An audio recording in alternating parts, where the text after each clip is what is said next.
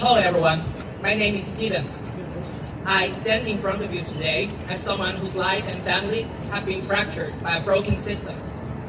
I'm legally living and working in this country, holding a valid work permit and already submitted a permanent residence application. I contribute to the economy, I pay my taxes, and I follow the rules.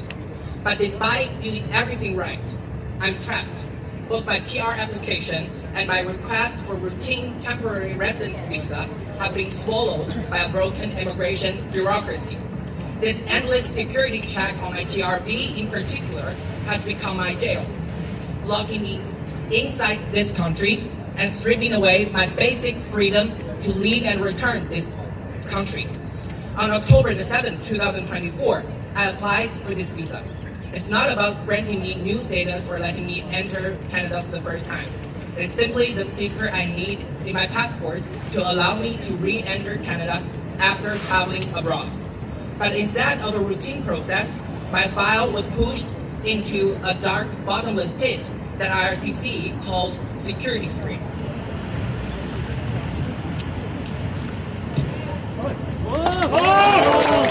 It has now been exactly 571 days.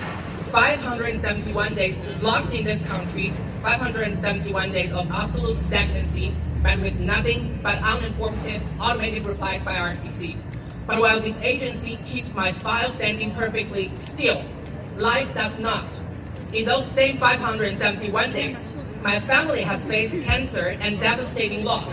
I'm trapped here, hopelessly separated from the people who need me the most, all because I'm waiting for a single routine sticker for my passport.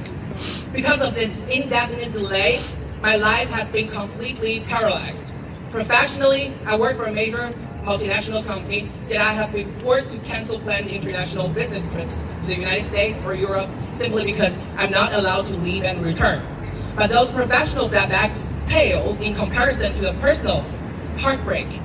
My boyfriend and I came to Canada because we saw this country as a beacon, a lighthouse of diversity and tolerance, and we expected to build a shared life and future together here.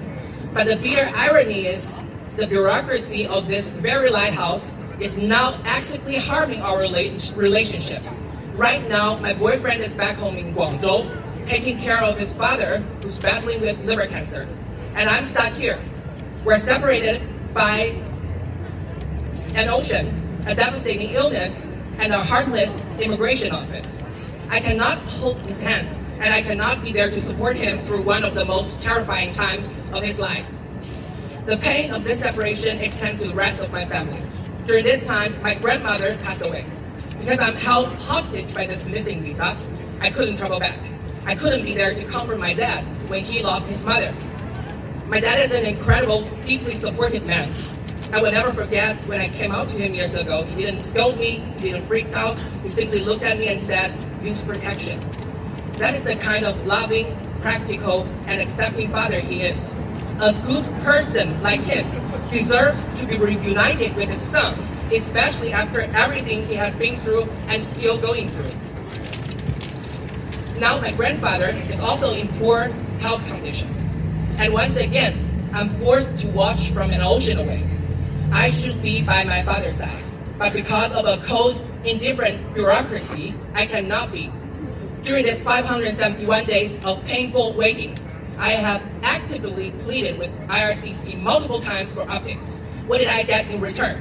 Cold, automated template letters telling me there's no guarantee of when they will finalize my file. IRCC quietly labels our files as complex, but they never tell us why, and they never give us a timeline. They use the word security as an absolute shield to excuse indefinite delays, leaving our lives paralyzed.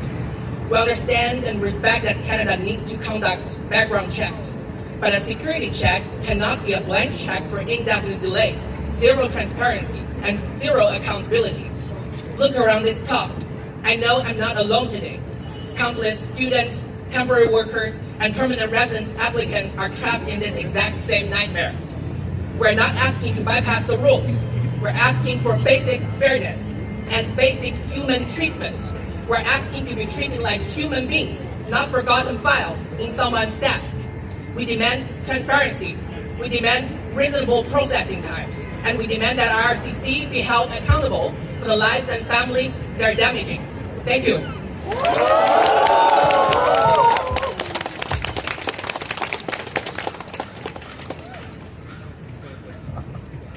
Thank you. Oh, sorry.